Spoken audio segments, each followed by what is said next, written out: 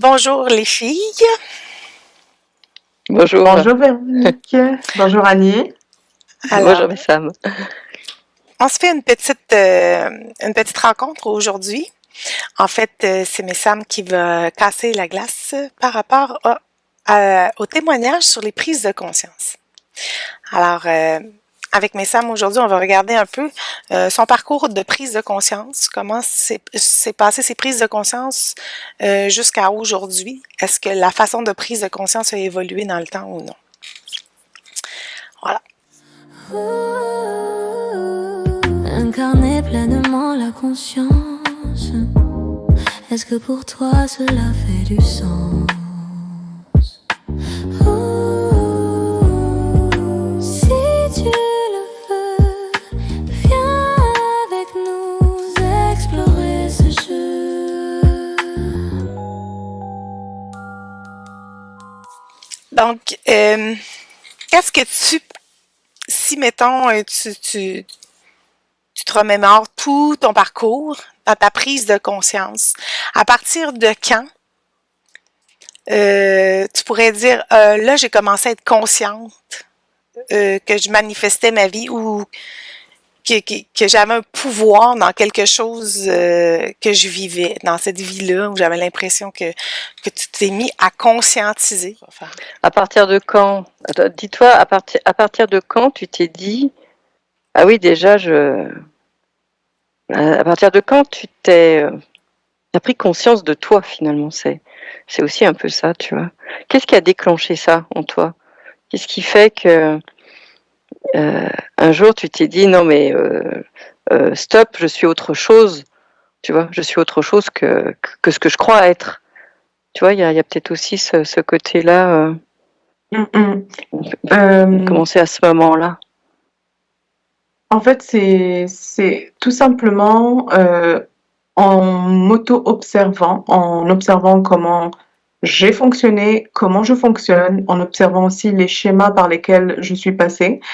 En fait, j'ai toujours pensé que ça venait de moi, mais il y avait aussi des croyances limitantes à un certain moment qui prenaient plus le dessus parce que je ne comprenais pas que ça venait de moi, donc je mettais tout sur l'extérieur, on va dire.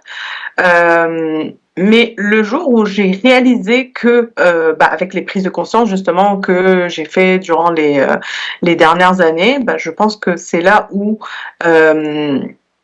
j'ai compris que c'est le seul acteur ici, c'est moi.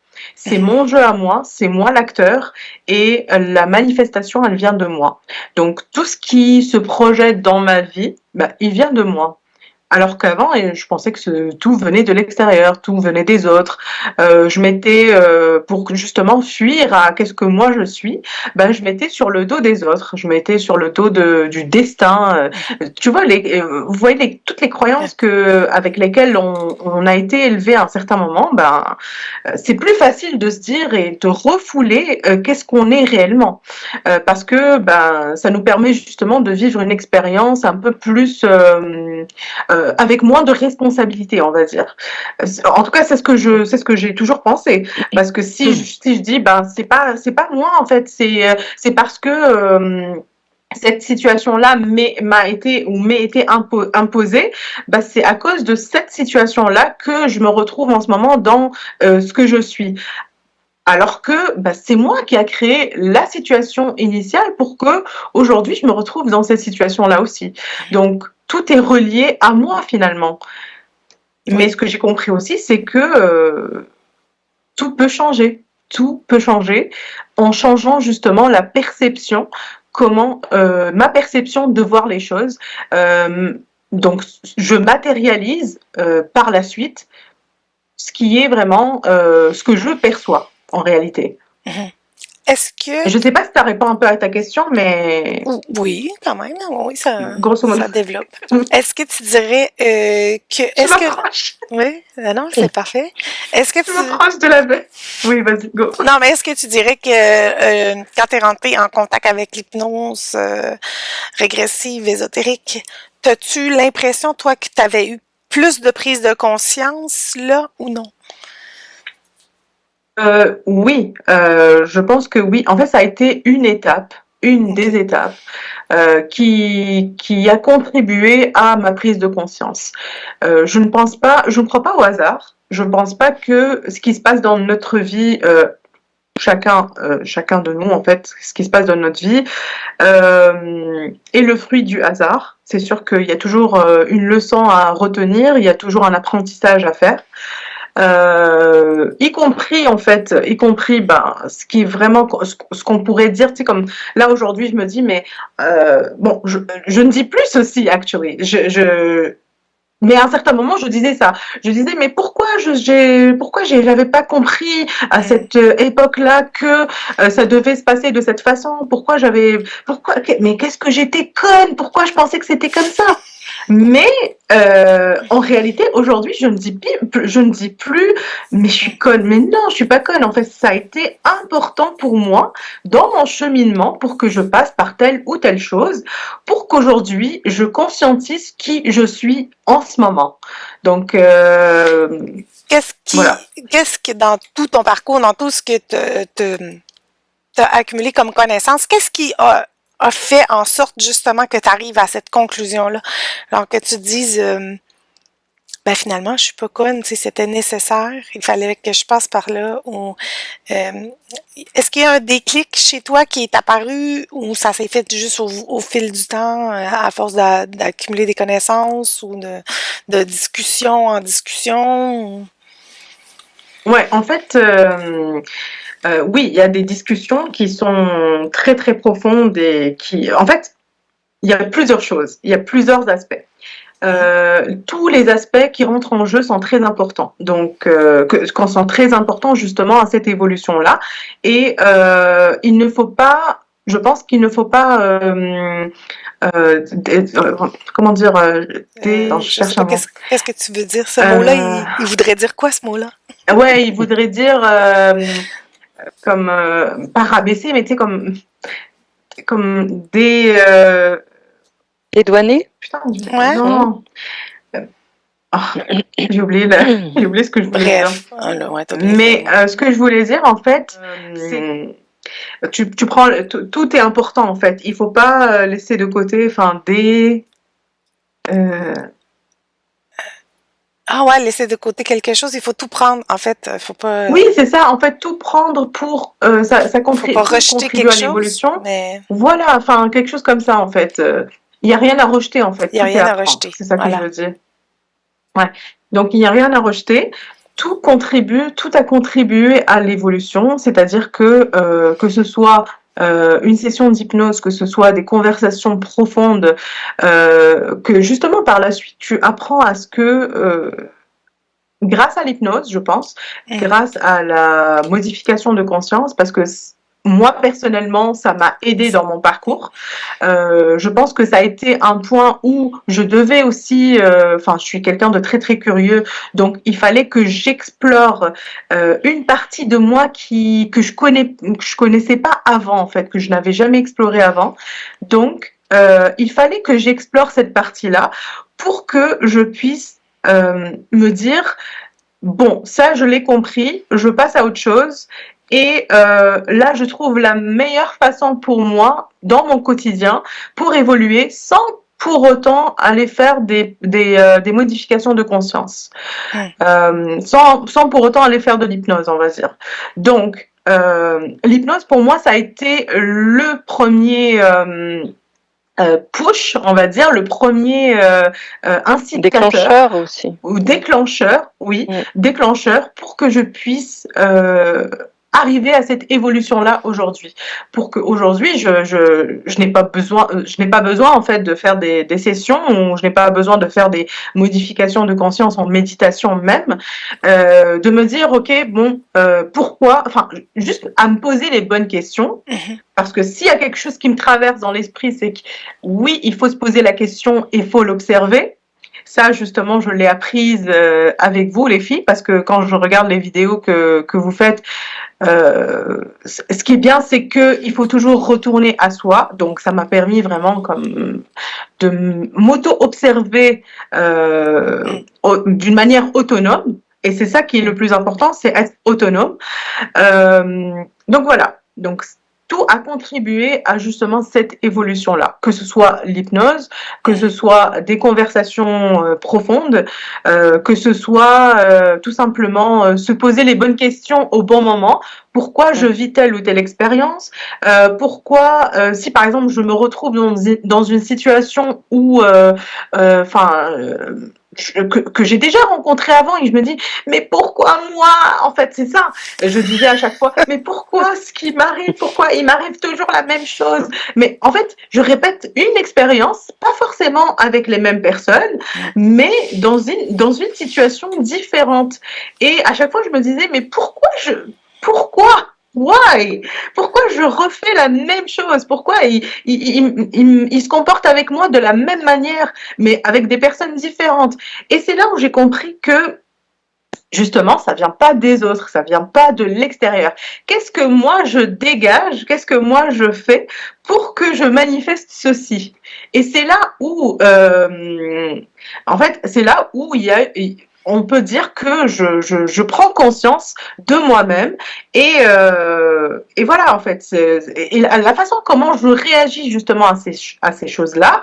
Si si je réagis de la même manière, bah ça se peut que je répète l'expérience parce que j'avais pas compris que le plus important c'est pas l'extérieur, c'est plutôt moi. Donc voilà. En gros, c'est ça. Je sais pas si j'ai trop parlé. Non, c'est bien. Moi, je veux juste revenir sur l'expérience qu'on avait eue, parce que tu as quand même eu un déclic par rapport à cette hypnose-là, parce que ça le fait vraiment, tu as vraiment vécu un épisode assez un peu bizarre, mais qui t'a ouvert à cet état-là de conscience modifiée, qui au début peut-être a fait naître de la peur chez toi au début, parce que je sais pas qu'est-ce qui s'est passé, j'ai comme durant un séminaire, tu as comme été hypnotisé pendant quelques secondes sans le savoir. Donc mais ça c'est un déclic. Tu sais, c'est ça qui est important de voir aussi, c'est qu'on passe par des choses comme ça qui étaient nécessaires. Ça, c'était un déclic nécessaire chez toi, qui avait été programmé chez toi pour que autre chose s'installe. Et là, aujourd'hui, tu en es rendu à un stade où tu n'as plus besoin, justement, de passer par ces états-là d'hypnose pour conscientiser tes programmations, pour conscientiser ce que tu es aussi et pourquoi est-ce que tu manifestes ce que tu manifestes. C'est ça qui est intéressant. Et chez toi, c'est quand même assez rapide. En plus, c'est ce qu'on perçoit avec Annie. Souvent, on va faire quelque chose.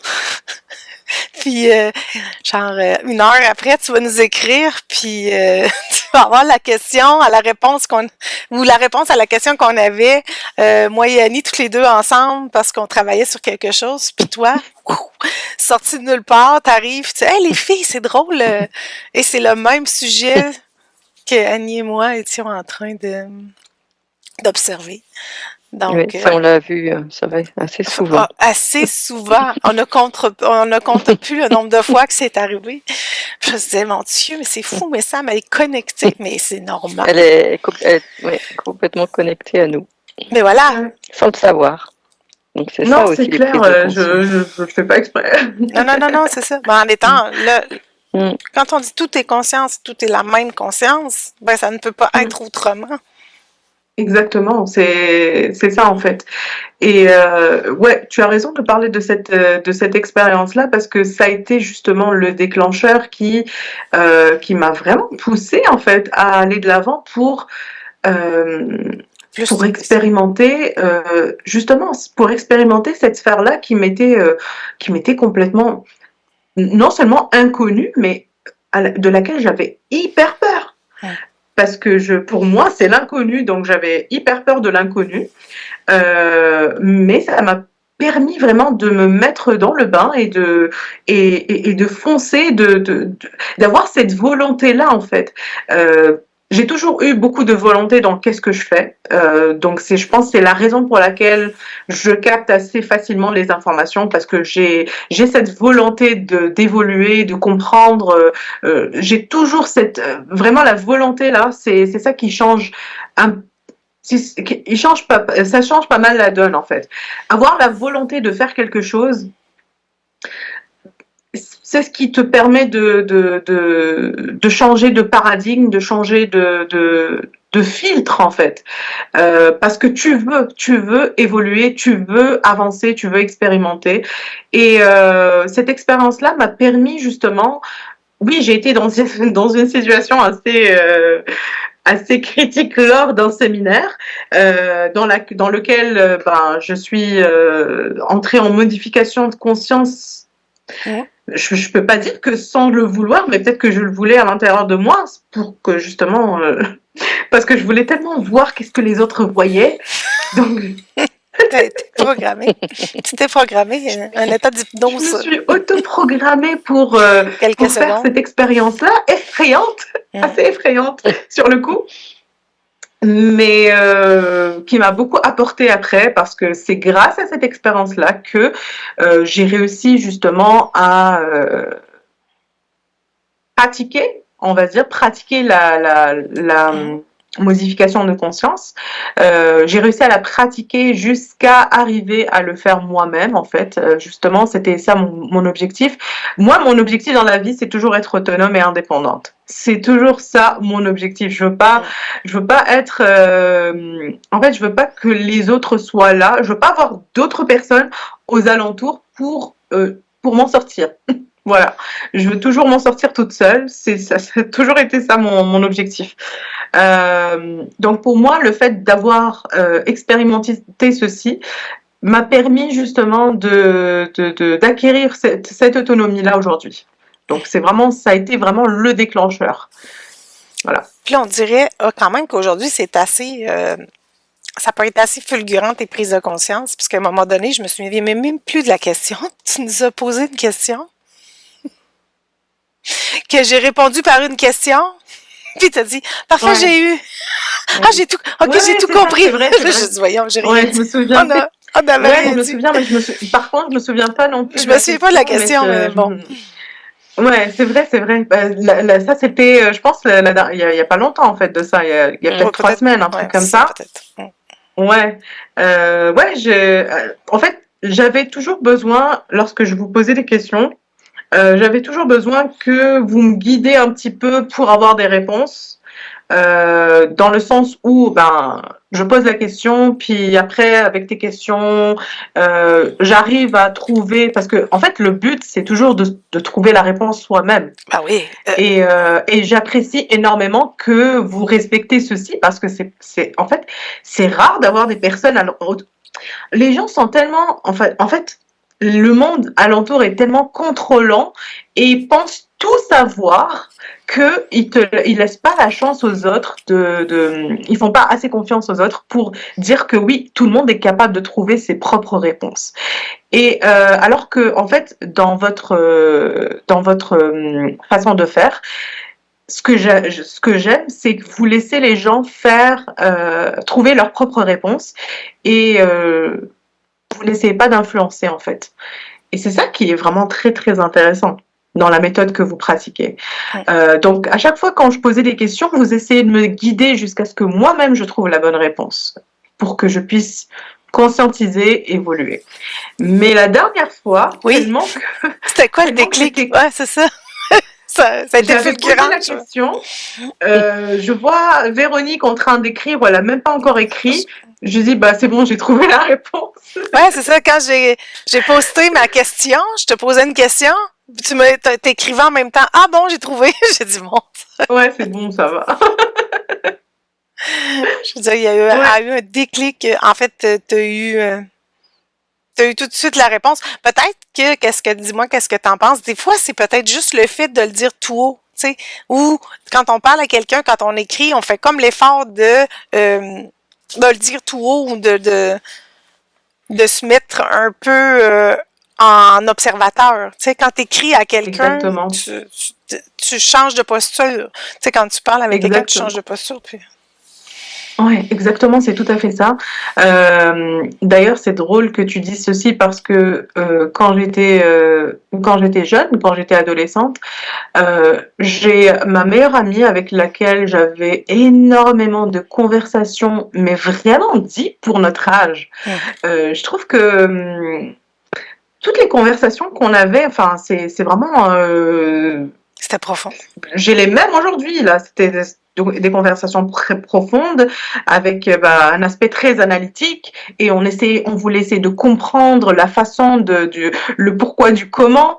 Et je vous dirais que, en fait, ça a sauvé, entre guillemets, mon adolescence parce que ça m'a permis, en fait, ça nous a un peu, on s'est auto-coaché pour, pour nous adultes. Hein? Ça nous a permis justement, vraiment les conversations deep là, c'est ce qu'il y a de plus intéressant pour comprendre soi-même. C'est comme ça que j'ai toujours eu cette volonté là pour justement m'auto-comprendre. Enfin, je sais pas si ça se dit, mais me comprendre moi-même, pour m'auto-observer, pour évoluer. C'est ça. Tout part de soi en fait. Peu importe les expériences qui viennent à nous, peu importe qu'est-ce qu'on manifeste, ça vient de nous pour comprendre et évoluer toujours. Le but, c'est toujours l'évolution. Un peu sur quoi tu te baserais pour dire justement, c'est sûr que c'est ça. Je veux dire, qu'est-ce qui te permet d'affirmer ça dans ton quotidien, mettons? Qu'est-ce qui te C'est-à-dire prouve que ce que que quand tu changes d'état d'esprit par rapport à un sujet, ta manifestation de ce que tu crois être la réalité change aussi. Sur quoi tu te bases? Ok, en fait, ce que je me suis rendu compte c'est que tout est en nous en fait. Tout est en nous. En fait, ce qu'on projette comme manifestation et réalité, c'est notre perception. En fait, tout existe. Par contre, ce que moi je perçois dans ce qui existe, c'est ça qui m'est personnel, on va dire. C'est ce qui m'est, je sais pas si je l'explique très bien, mais c'est plus la compréhension en fait. J'ai l'impression que avant, la raison pour laquelle, par exemple, j'arrivais pas peut-être à manifester certaines choses assez rapidement, c'est tout simplement l'incompréhension de comment ça fonctionne. C'est ma manière de percevoir chaque situation. Je ne dis pas que là tout est rose, tout est beau, mais la façon comment je perçois les situations qu'on pourrait qualifier de difficiles est complètement différente. Je ne vais pas prendre ça au premier degré dans le sens où ça va pas m'atteindre émotionnellement jusqu'à la destruction émotionnelle. Enfin, je veux dire, j'exagère un peu, mais tu sais, comme avant, par exemple, une situation pourrait arriver et je vais être facilement sur les nerfs, je vais être irritable, irritée, j'aurai pas de contrôle sur mes émotions.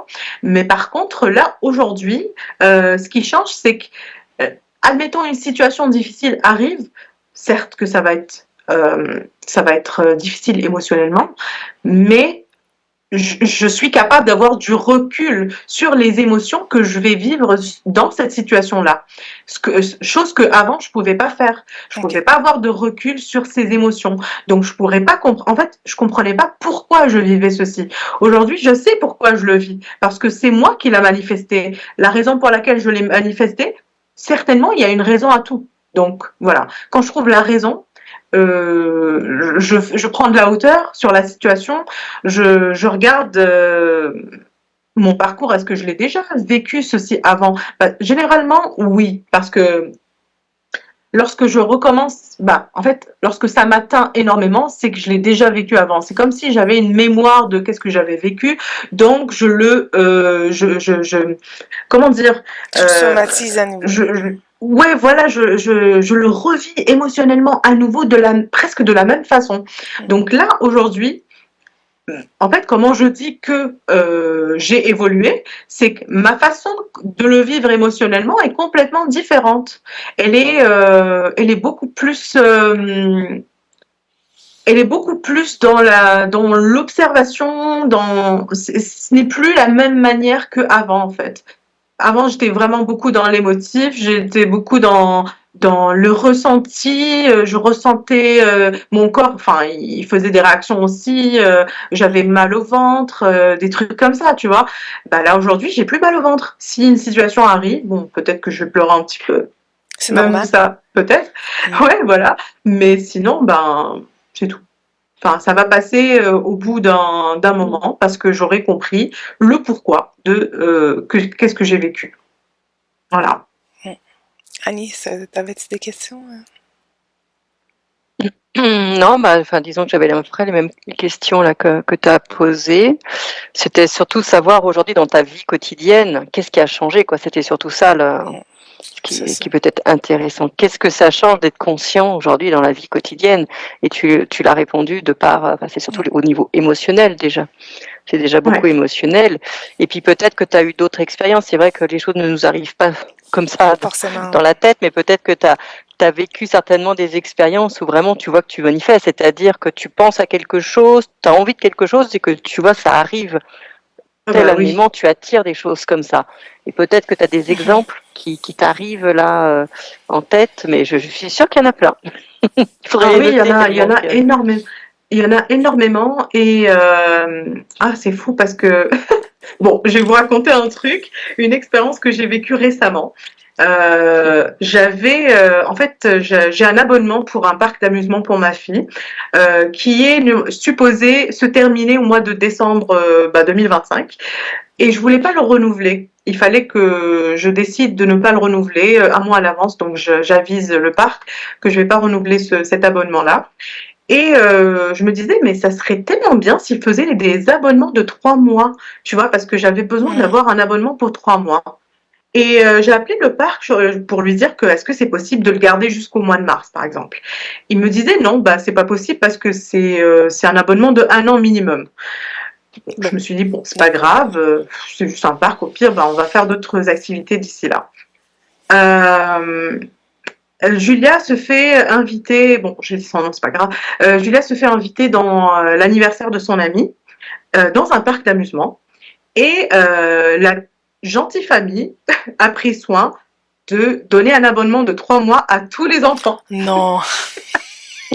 Oui, Voilà, Voilà. voilà, c'est exactement. ça. Donc, ouais.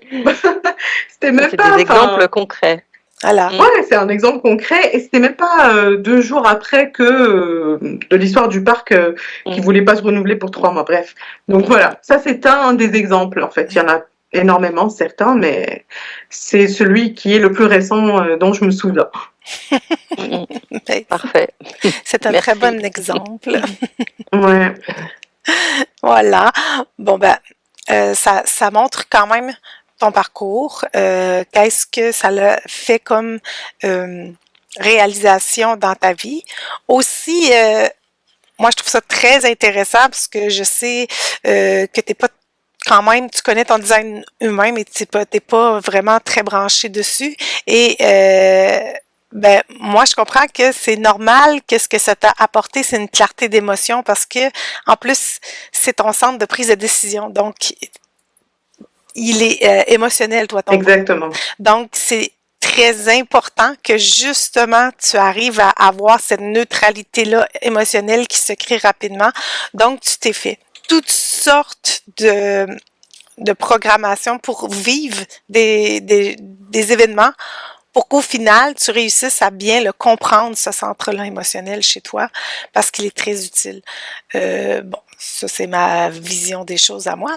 Mais même sans vraiment en porter attention, on se rend compte que, gars, t'es arrivé à cette prise de conscience-là et que là, présentement, justement, t'arrives à ne plus t'identifier aux émotions lorsqu'ils sont dans des vagues, qu'elles soient hautes ou basses, que tu réussis à aller comme au milieu entre deux vagues et que c'est ça l'important.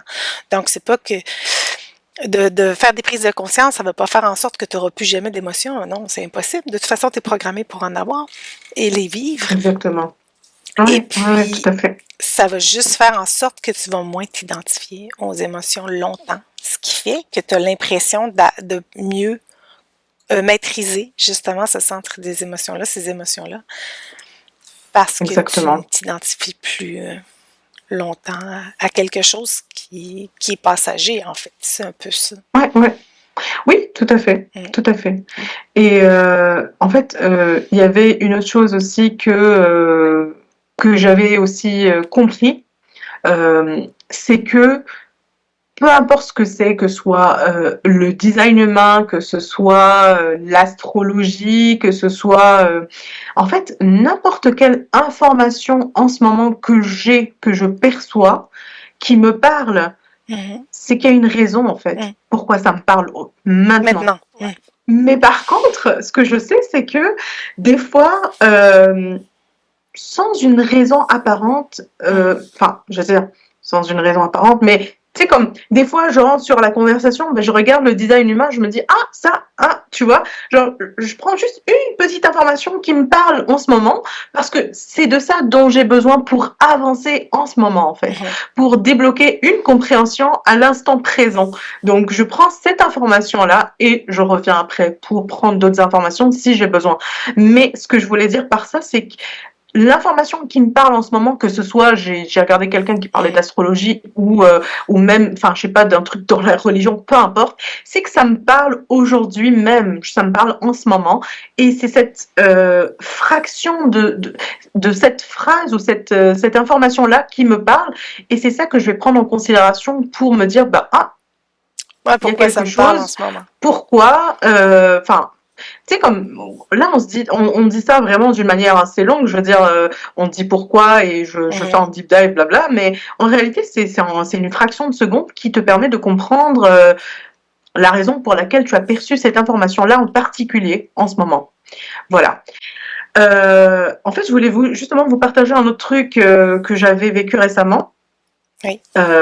D'un exemple d'une personne, bien sûr, je vais pas dire la personne qui, enfin, ça sert à rien quoi. Une personne avec laquelle j'avais eu une conversation récemment, puis j'avais fait un tirage de cartes. Bon, je suis pas une experte de tirage de cartes, mais je pense que, comme je vous ai dit en ce moment, s'il y a une information que moi je donne, enfin, elle a manifesté pour qu'elle reçoive cette information-là, c'est que c'est important. Donc je fais un petit tirage, puis je dis des trucs, puis elle me dit non, non, il y a rien qui me parle là-dedans, non, tu vois. OK. Et là je lui dis bah mais pourquoi je te le dis alors si ça te parle pas?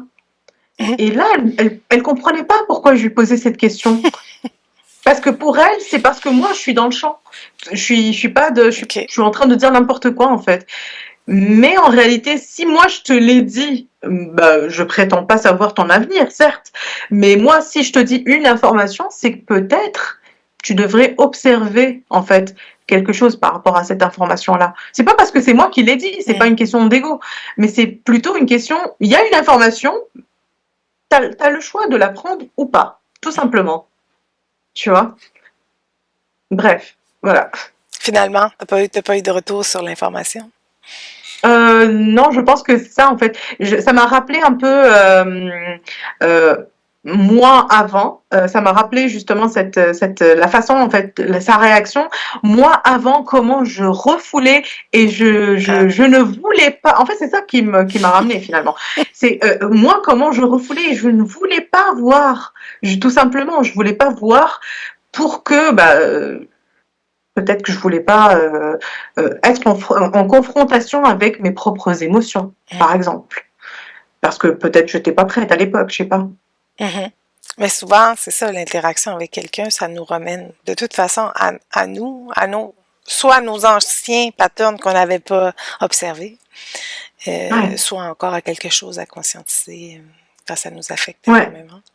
Mm. Mais justement, franchement, c'était là en ce moment, en fait, un autre changement que je vois, c'est que lorsque je vis ce genre d'expérience-là et que là, c'est comme si les autres sont le miroir un peu de qu'est-ce que j'étais avant. Je sais pas si je sais pas comment le dire correctement, mais je vois en les autres ce que moi j'avais refoulé avant, et c'est comme si tu es en train de lire un livre de Cendrillon que tu as déjà lu avant, et que tu sais exactement c'est quoi les événements qui vont venir dans le livre. Bah, c'est la même chose. C'est comme si je vois en les autres ce que moi j'étais avant, et je sais qu'est-ce qui va se passer par la suite. Je sais pas, je sais pas je veux pas être prétentieuse de dire ça, mais je veux dire, je comprends pourquoi ils disent Donc, ceci. Et Ouais, voilà. tu vois clair, quoi. Tu vois clair en eux. Voilà, je vois beaucoup plus clair. Exactement. Mais comme tu Ouais. vois, on voit le conditionnement, ils sont encore conditionnés. C'est des personnes qui ne sont pas déconditionnées. Et si tu dis je me reconnais, c'est lorsque j'étais conditionnée à réagir d'une telle façon parce que j'avais telle croyance. Je m'observe en ce moment, j'étais comme ça. Donc c'est sûr que tu es capable de savoir un peu où ça va aller tout ça parce que tu es passé par là. Et si tu suis le conditionnement sans te poser de questions, ben tu sais comment ça va arriver. Là. Je veux dire. Exactement. Ouais. Oh, intéressant.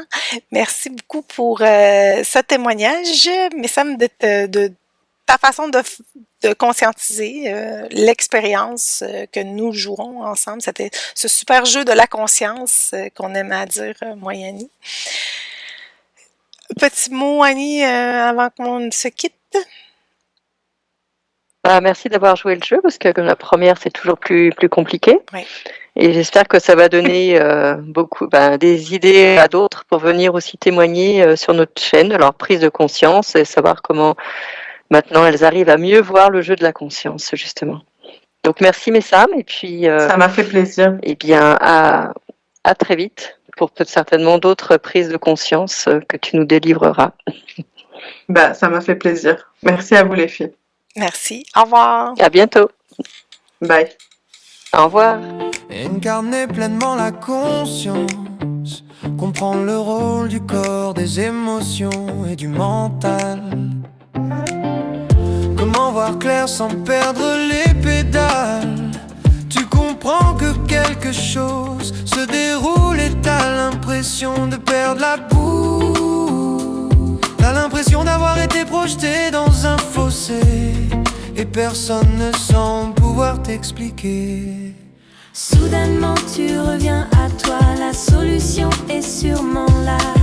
Un jour tu comprends et tu ouvres les yeux, alors viens avec nous explorer ce jeu. Annie et Véro, Annie et Véro. Alors là, tout un duo.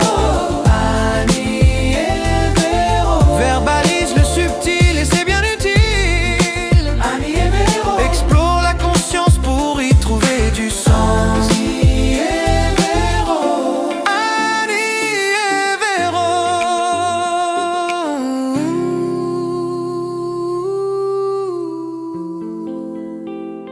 Au revoir à tous. Au revoir.